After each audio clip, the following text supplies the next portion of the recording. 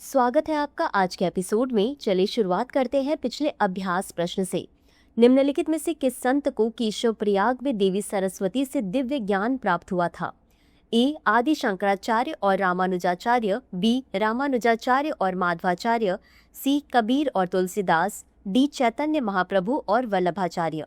इस प्रश्न का सही उत्तर है विकल्प बी रामानुजाचार्य और माधवाचार्य। चलिए देखते हैं इसके विश्लेषण को।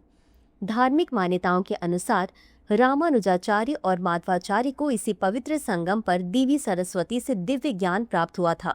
हिंदू धार्मिक मान्यताओं के अनुसार महर्षि वेदव्यास ने केशव प्रयाग में तपस्या करते हुए महाकाव्य महाभारत की रचना की थी, अतः विकल्प बी सही है। तो चलिए शुरुआत करते हैं आज के एपिसोड की पहले प्रश्न से।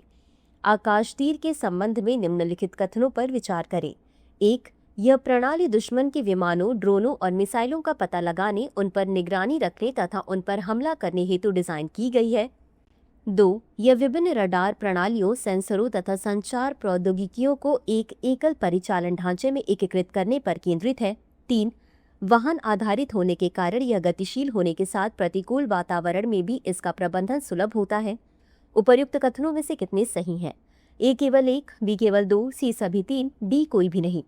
इस प्रश्न का सही उत्तर है विकल्प सी सभी 3। चलिए देखते हैं इसके विश्लेषण को। आकाश तीर यह प्रणाली दुश्मन के विमानों, ड्रोनों और मिसाइलों का पता लगाने, उन पर निगरानी रखने तथा उन पर हमला करने हेतु डिजाइन की गई है, अतः कथन 1 सही है। यह विभिन्न रडार प्रणालियों, सेंसरों तथा संचार प्रौद्योगिकियों को एक एकल परिचालन ढांचे में एकीकृत करने पर केंद्रित है, अतः कथन 2 सही है।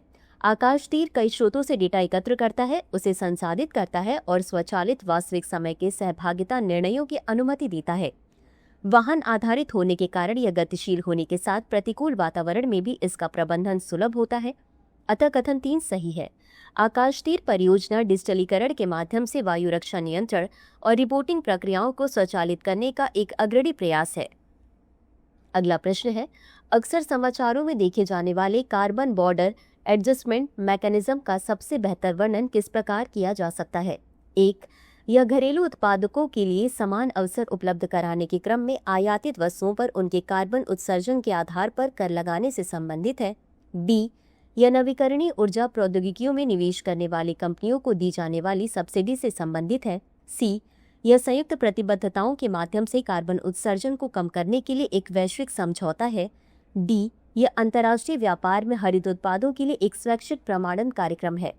इस प्रश्न का सही उत्तर है विकल्प ए। चलिए देखते हैं इसके विश्लेषण को। कार्बन बॉर्डर एडजस्टमेंट मैकेनिज्म या CBAM यह यूरोपीय संघ की एक नीति है जो कार्बन उत्सर्जन को रोकने तथा स्वच्छ उत्पादन को बढ़ावा देने के क्रम में कुछ आयातों में निहित कार्बन उत्सर्जन पर कर लगाने पर केंद्रित है। CBAM को प्रारंभ में इस्पात, सीमेंट, एल्यूमिनियम, उर्वरक, हाइड्रोजन और विद्युत सहित विभिन्न क्षेत्रों पर लागू किया गया। इसके तहत आयातकों को अक्टूबर 2023 से कार्बन उत्सर्जन की रिपोर्टिंग के साथ वर्ष 2026 से यूरोपीय संघ के कार्बन मूल्य निर्धारण के अनुरूप प्रमाण पत्र खरीदने का प्रावधान किया गया है। यह प्रणाली विश्व व्यापार संगठन या WTO के नियमों के अनुपालन पर केंद्रित है, अतः विकल्प ए सही है। अगला प्रश्न है, निम्नलिखित कथनों पर विचार करें। 1, यह प्राकृतिक गैस का मुख्य घटक होता है जो एक गंधहीन, रंगहीन और स्वादहीन गैस के रूप में जाना जाता है तथा वायु से हल्का होता है। 2, यह पूर्ण दहन में नीली लौ के साथ जलती है और ऑक्सीजन की उपस्थिति में कार्बन डाइऑक्साइड और जल उत्पन्न करती है। 3, यह एक अल्पकालिक जलवायु प्रदूषक है जिसकी आयु लगभग 12 वर्ष होती है और यह अल्प अवधि में CO2 की तुलना में अधिक प्रभावी होता है। निम्नलिखित में से कौन सी गैस उपर्युक्त विवरण से सबसे अच्छी तरह मेल खाती है? A methane, B carbon monoxide, C propane, D nitrous oxide. इस प्रश्न का सही उत्तर है विकल्प ए मीथेन। चलिए देखते हैं इसके विश्लेषण को। मीथेन सबसे सरल हाइड्रोकार्बन है जिसमें एक कार्बन परमाणु 4 हाइड्रोजन परमाणुओं से जुड़ा होता है और यह प्राकृतिक गैस का मुख्य घटक है। यह एक गंधहीन, रंगहीन, स्वादहीन गैस है जो वायु से हल्की होती है। जब ऑक्सीजन के साथ पूर्ण रूप से जलाया जाता है तो मीथेन नीली लौ देता है और कार्बन डाइऑक्साइड तथा जल उत्सर्जित करता है। मीथेन को एक अल्पकालिक जलवायु प्रदूषक के रूप में वर्गीकृत किया गया है जो लगभग 12 वर्षों तक वायुमंडल में रहता है और अल्प अवधि में CO2 की तुलना में अधिक तापीय प्रभाव डालता है, अतः विकल्प ए सही है। अगला प्रश्न है, ज्ञानपीठ पुरस्कार के संदर्भ में निम्नलिखित कथनों पर विचार कीजिए। एक, ज्ञानपीठ पुरस्कार भारत का सबसे पुराना और सर्वोच्च साहित्यिक सम्मान है जो प्रतिवर्ष जीवित भारतीय नागरिकों को प्रदान किया जाता है। 2, यह पुरस्कार भारतीय संविधान के 8वीं अनुसूची में सूचीबद्ध भाषाओं के साथ साथ अंग्रेजी में भी असाधारण साहित्यिक कार्य के लिए प्रदान किया जाता है। उपर्युक्त में से कौन सा या कौन से कथन सही है या सही है?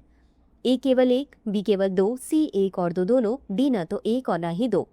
इस प्रश्न का सही उत्तर है विकल्प सी 1 और 2 दोनों। चलिए देखते हैं इसके विश्लेषण को। ज्ञानपीठ पुरस्कार वर्ष 1961 में स्थापित और वर्ष 1965 में पहली बार प्रदान किया जाने वाला ज्ञानपीठ पुरस्कार भारत का सबसे पुराना एवं सर्वोच्च साहित्यिक सम्मान है, अतः कथन 1 सही है। यह पुरस्कार भारतीय ज्ञानपीठ द्वारा प्रतिवर्ष प्रदान किया जाता है। यह पुरस्कार अंग्रेजी और विभिन्न भारतीय भाषाओं में भारतीय साहित्य में उत्कृष्ट योगदान के लिए दिया जाता है। विशेष रूप से भारतीय नागरिकों को दिया जाता है और मरणोपरांत नहीं दिया जाता, अतः कथन 2 सही है। अगला प्रश्न है, पीएम वाणी के संबंध में निम्नलिखित कथनों पर विचार करें। 1, इसे दूरसंचार विभाग द्वारा भारत में विशेष रूप से ग्रामीण क्षेत्रों में सार्वजनिक वाईफाई हॉटस्पॉट का विस्तार करने के उद्देश्य से शुरू किया गया था। 2, पब्लिक डेटा ऑफिस पीएम वाणी के तहत वाईफाई हॉटस्पॉट का संचालन करता है जो टेलीकॉम या आईएसपी से इंटरनेट प्राप्त करके अंतिम छोर तक ब्रॉडबैंड सेवा उपलब्ध कराता है। उपर्युक्त में से कौन सा या कौन से कथन सही है या सही है? ए केवल 1, बी केवल 2, सी 1 और 2 दोनों, डी न तो 1 और न ही 2। इस प्रश्न का सही उत्तर है विकल्प सी 1 और 2 दोनों। चलिए देखते हैं इसके विश्लेषण को। प्रधानमंत्री वाईफाई एक्सेस नेटवर्क इंटरफेस या पीएम वाणी यह दूरसंचार विभाग द्वारा पूरे भारत में विशेषकर ग्रामीण क्षेत्रों में सार्वजनिक वाईफाई हॉटस्पॉट का विस्तार करते हुए शुरू किया गया था, अतः कथन 1 सही है। पब्लिक डेटा ऑफिस पीएम वाणी मानक के अनुरूप वाईफाई हॉटस्पॉट के स्थापना और संचालन करता है जो टेलीकॉम या इंटरनेट सेवा प्रदाताओं से इंटरनेट बैंडविड्थ प्राप्त करके ग्राहकों को अंतिम छोर तक ब्रॉडबैंड कनेक्टिविटी प्रदान करता है, अतः कथन 2 सही है। अगला प्रश्न है, सिल्वर फिश और व्हाइट ग्रब जीव हैं। ए सरीसृप, बी पक्षी, सी मछली, डी कीट। इस प्रश्न का सही उत्तर है विकल्प डी कीट। चलिए देखते हैं इसके विश्लेषण को। सिल्वर फिश यह एक छोटा पंखहीन कीट है जो नम वातावरण में पनपता है और कागज, गोंद जैसे स्टार्च युक्त पदार्थों को खाता है। व्हाइट ग्रब यह कुछ भृंगों की लार्वा अवस्था है जो जमीन के अंदर रहता है और पौधों की जड़ों को खाकर फसलों और लॉन को नुकसान पहुंचाता है, अतः विकल्प डी सही है। अगला प्रश्न है, निम्नलिखित कथनों पर विचार करें। 1, इसका निर्माण 12वीं शताब्दी ईस्वी में पूर्वी गंगा वंश के राजा अनंत वर्मन चोडगंग देव द्वारा किया गया था।